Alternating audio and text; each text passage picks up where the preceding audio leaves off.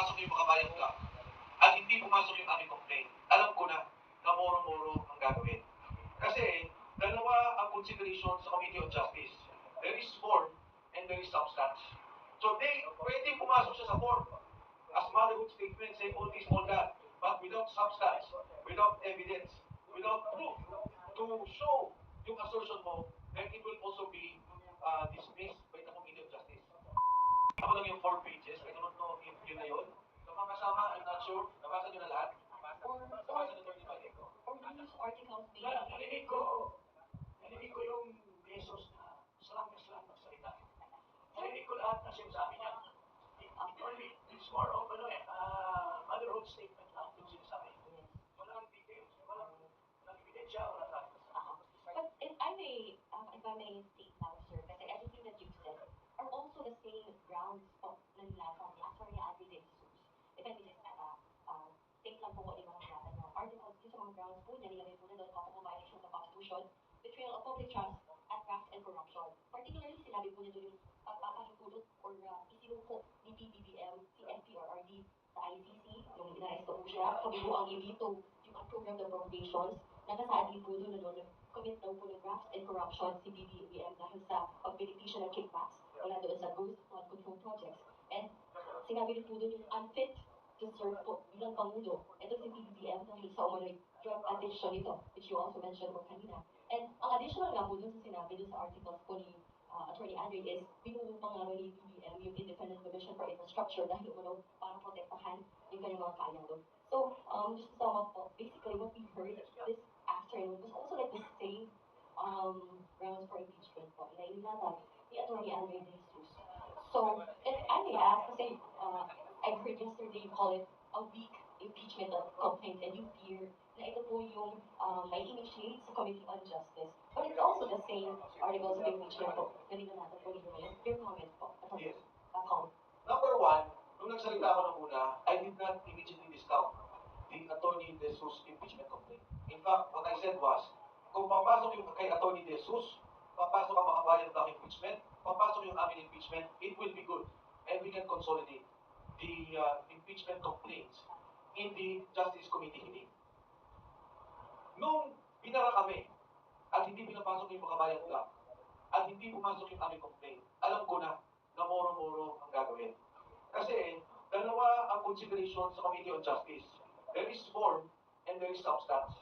So, pwedeng pumasok siya sa form as motherhood statement, say all this, all that, but without substance, without evidence, without proof to show yung assertion mo, then it will also be dismissed by the Committee on Justice.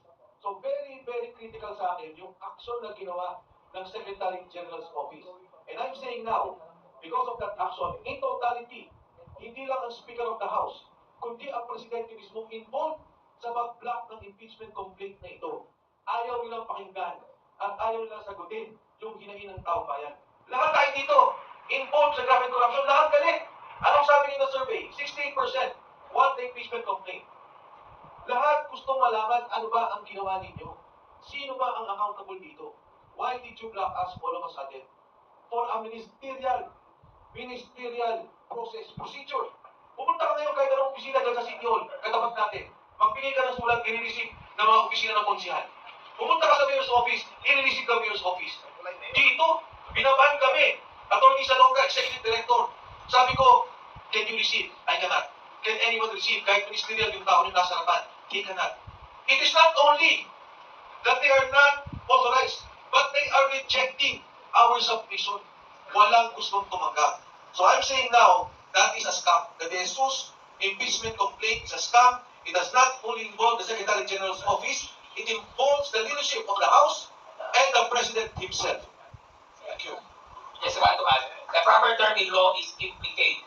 It implicates the highest official of the land, the Speaker of the House, the Secretary General, and their cohorts of conspirators. This is the first time that this happened.